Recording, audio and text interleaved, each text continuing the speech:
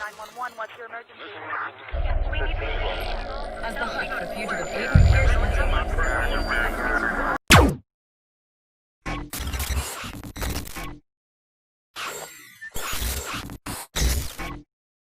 Today, my colleagues and I are pleased to announce that a federal grand jury in Pittsburgh, Pennsylvania, returned a 7-count indictment charging 6 Russian military intelligence officers for their roles in some of the most destructive, most costly, and most egregious cyber attacks ever known. The defendants were all officers within military unit 74455 of the Russia-made intelligence directorate, also known as the GRU. The crime I wanted to do a video about WatchDogs for quite some time now, and when I say quite some time, I mean like 3 to 2 years, basically. Since WatchDogs 2 was announced, I was thinking about doing a more comprehensive review of the game and maybe just paying homage to the original one, the WatchDogs. Because I think that I had a much different experience than most people who played the game or experienced the game, and therefore I might be able to take it a bit more objectively. For the people who don't know what I'm talking about, it's basically talking about the hype and how Ubisoft again lied with the commercials to everybody, and then people just automatically got disappointed because, well, they didn't get the product they wanted delivered to them, which I perfectly understand. But I got my game for birthday as a present from Dad, and I never really wished for it. My dad just wanted to buy me a video game and he didn't quite know what to buy me. So I imagine him just going to a store and buying the game that was on the top rated shelf or something, or the newest shelf or something. And he just bought it, gave it to me. And after asking him a question of what the game is supposed to be about or what is it about, he said, like, I don't know, about some hackers. And I, imagine me pretty excited for the game. I think it was like 2012 or something. I plopped in the game disc. And the game was amazing. To a small me, to a guy who didn't expect anything from the game, who basically got it for free, it was a good game. I kind of liked it. But as I grew older and I played more games, played more video games, I think it was like yesterday when I decided to plop down Watch Dogs again. It was after maybe 4 years of not playing it, right? It was a long time since I played the game. And after I plopped it down, it was not as good as I remembered it to be. It was not bad, it was just kind of average. And that made me realize that one fault Ubisoft always does with games, and I would like to talk about that here. Now, Watch Dogs, in my opinion, is still not a bad game.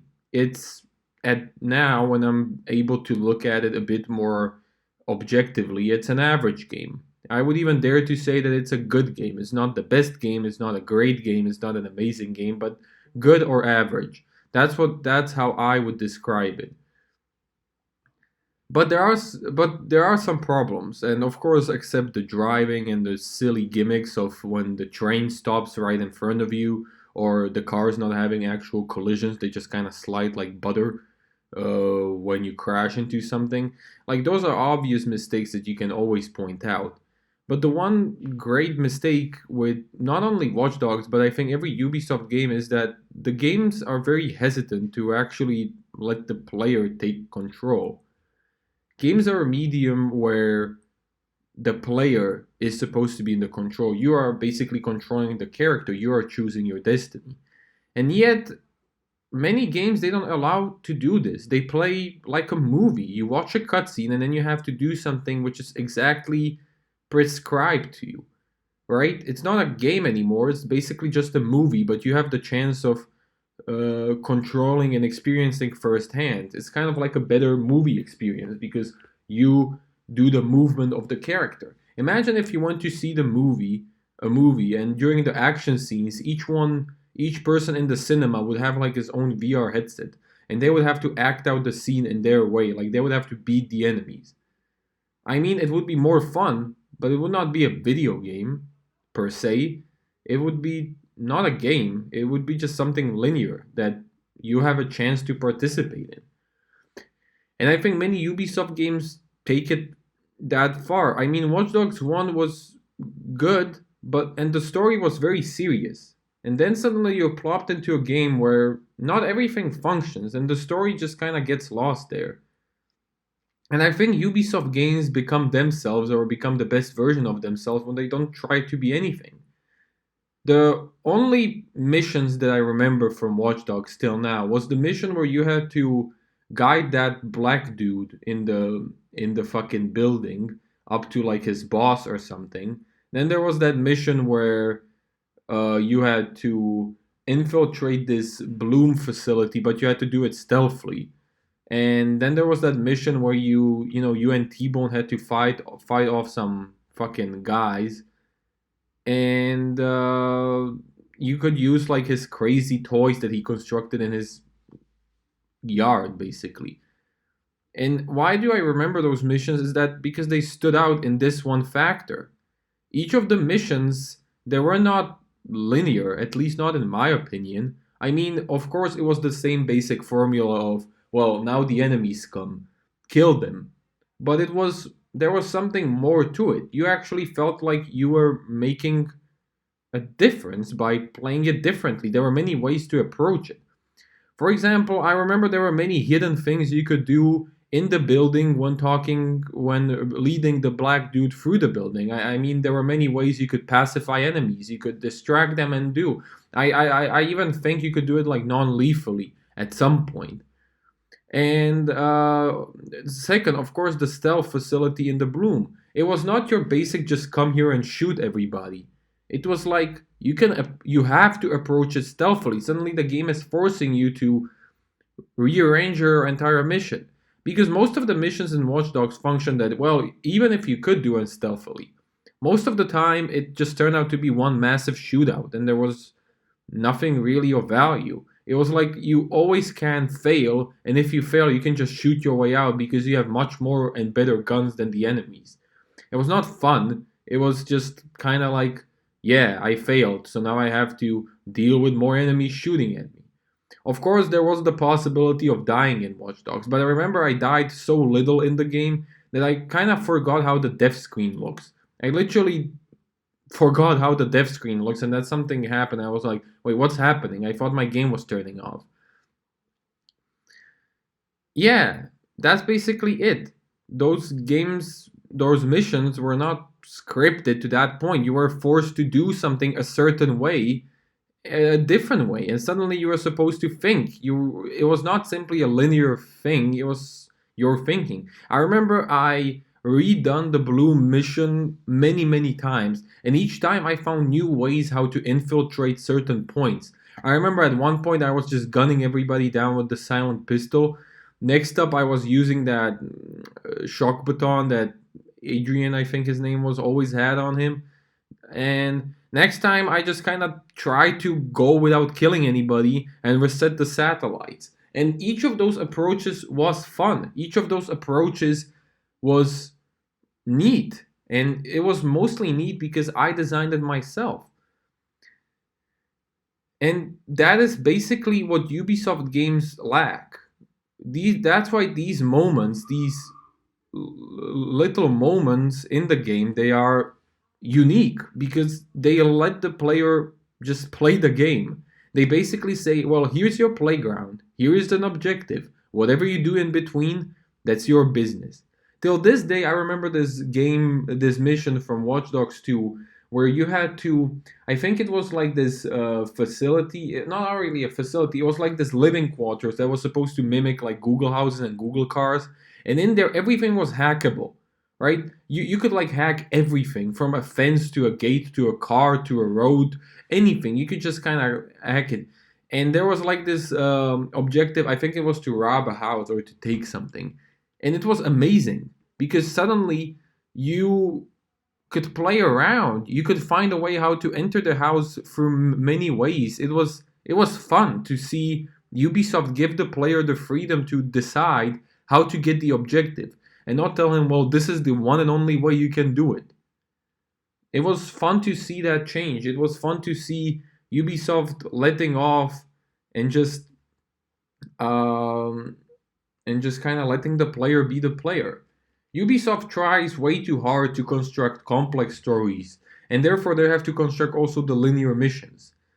I particularly enjoyed the story in Watch Dogs 2. I actually did enjoy Watch Dogs 2 much more than I enjoyed Watch Dogs 1 because the story was not that serious. It was kind of goofy at places, but most of the time it was just people hanging out, people interacting.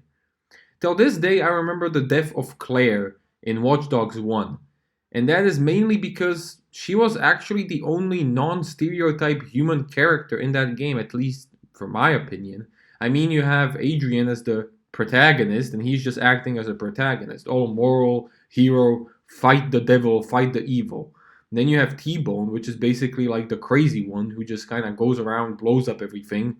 And yeah, that's just T-Bone. And then you just, even the fucking villain is like, the secondary villain is what?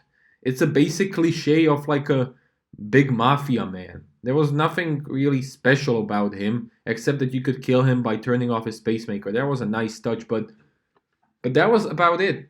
You know, there was nothing else you could do or you could tell about the characters that can't be summed up in a one sentence, right? Just tell that one stereotype that they are. But Claire was different because Claire was not a stereotype. She was, or at least she acted like a human.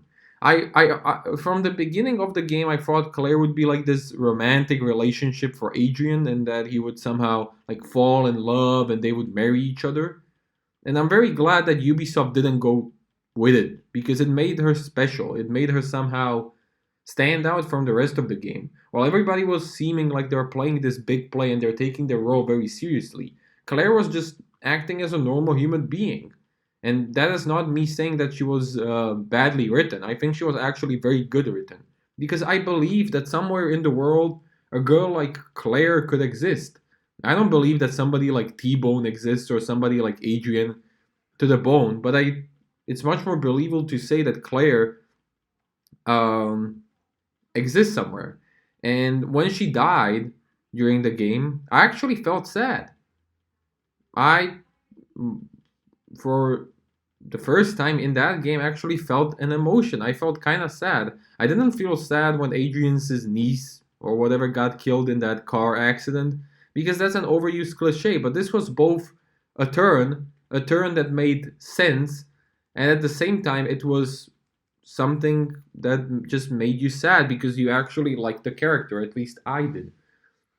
And that is exactly when Ubisoft games become memorable. When they don't try to play this grand play of being an amazing game. When they just kind of let the player make the amazing game for himself or herself in it. When Ubisoft games let you go around and have a playground and lots of options of what you can do, that's when they're at their best. That's why I think people liked Black Flag so much. Because the moment you sailed the sea, it was your game. It was your narrative. You could do whatever you wanted. You didn't have to limit yourself to the game's constraints. You could hunt one of those legendary ships. You could hunt one of those just kind of... You could fish around or hunt a shark. You could just attack random ships that you thought that needed to be attacked. You could basically just do whatever you want. And it was fun. Most of the time, the battles were fun. The combat was surprisingly good. And mainly the freedom the player experienced from making his own journey on the sea and being that own captain of his. I think that's what's made the game worth it. And with Watch Dogs Legion coming out, I cannot really see anything else than a Watch Dogs 2 clone. It looks the same. It certainly feels the same, in my opinion. And it's just kind of like Watch Dogs 2 were taken into London. That's basically it. There is nothing, I wouldn't say nothing of value, but there is nothing special about the game that I can see. There is no selling feature. Now they are saying that you can like switch characters, but that doesn't really help anybody, right? Like the grandma meme that came out of Watch Dogs where you can kind of switch to a grandma and attack enemies. That's just special because it's funny, because it's goofy. Like, oh, well, look at this old lady attacking aren't people. Unexpected, therefore it must be funny. That's the entire premise of it. But there is nothing really that opens up the world of possibilities to the player. As long as all the characters that you can choose from the NPCs, As long as they play the same and feel the same, as long as they don't have like these actually distinguishable special abilities, not like this character can run 10% faster ability, then I think it would provide the player with a greater plethora of options. But so far, I don't see it there. I just see it as another Watch Dogs 2 clone. Well, so to close it up, when I look at Watch Dogs today and when I play it again, the game doesn't feel as good as it felt. Because I think I am not constructing the stories that I constructed with the game when I was small. Or I think the nostalgia maybe wore off a bit. I don't think the game is necessarily bad because it has moments when it's just simply amazing and when it actually shines. And you just wish that more of those moments would be included in games, Ubisoft games, and generally games as we move forward.